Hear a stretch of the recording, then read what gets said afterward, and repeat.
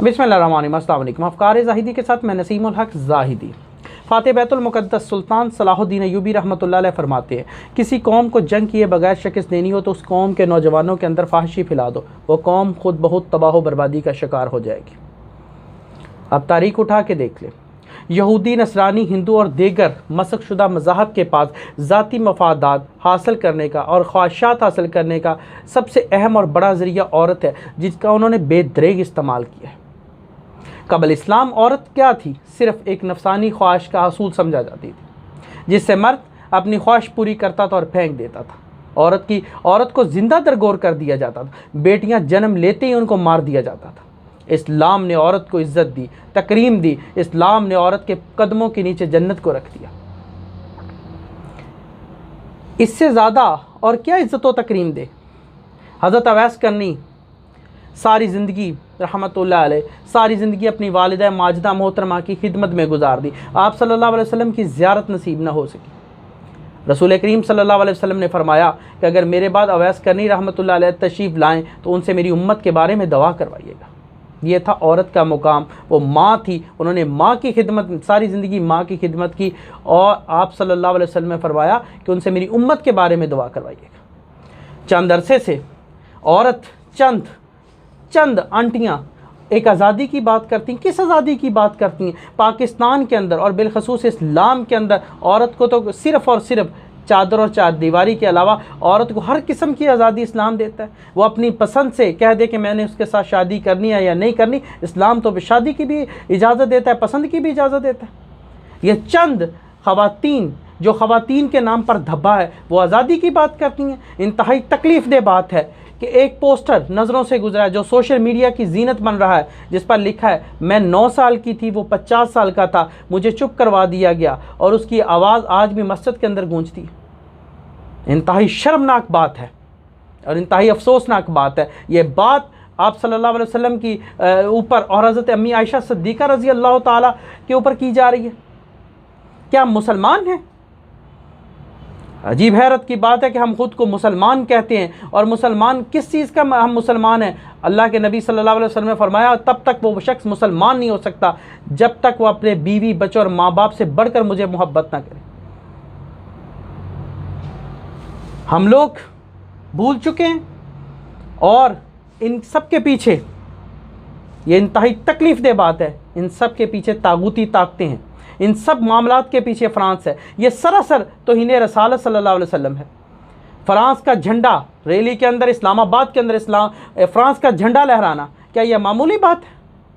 पहले फ्रांस ने तौहीन रसालत की, फिर फ्रांस ने की, फिर फ्रांस ने की। हमने उसके सफ़ीर को मुल्क बदर करना था, मगर हम चंद लोग, क्या वहाँ का SHO कहाँ है?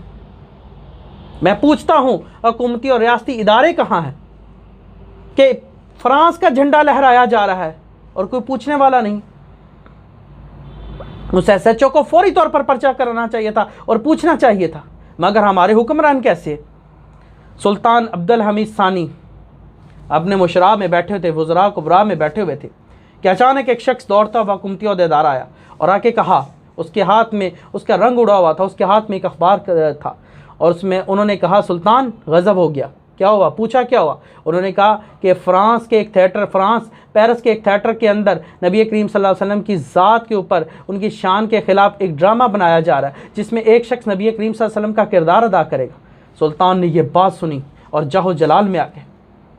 फौरी तौर पर फ्रांस के सफ़ीर को तलब किया और पूरी जाहो जलालियत के साथ लिबास तन होकर कहा फ्रांस के सफ़ीर को कि हम, मुझ पर बात होती तो मैं बर्दाश्त कर जाता, तुमने मेरे नबी सल्लल्लाहु अलैहि वसल्लम पर बात की है और मैं तुम्हारी तबाह कर दूंगा, तुम्हारी दुनिया को बर्बाद कर दूंगा।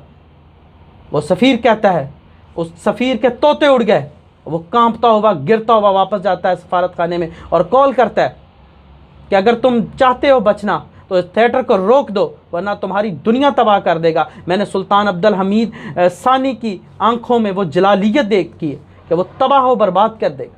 वो मुसलमान थे।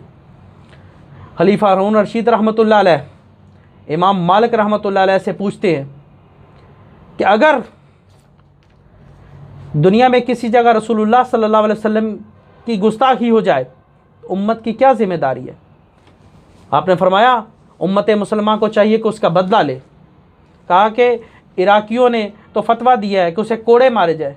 आप गुस्से में आ गए, आपने कहा क्या कहते हो तुम, उस उम्मत को जिंदा रहने का हक नहीं है जो नबी की शान में गुस्ताखी और वो खामोशी इख्तियार करे। मेरे चंद लिबरल दोस्त, मुझे अफसोस होता है वो दोस्त मेरे काहे के दोस्त है, वो मुझे कहते हैं जी, मेरे हमदर्द बनते हैं कि ज़ैदी साहब इन टॉपिक पर बात ना किया करो, अब ये किया करो, अब वो किया करो। अगर तुम्हारे माँ बाप के ऊपर बात होती है तो तुम तड़प उठते हो।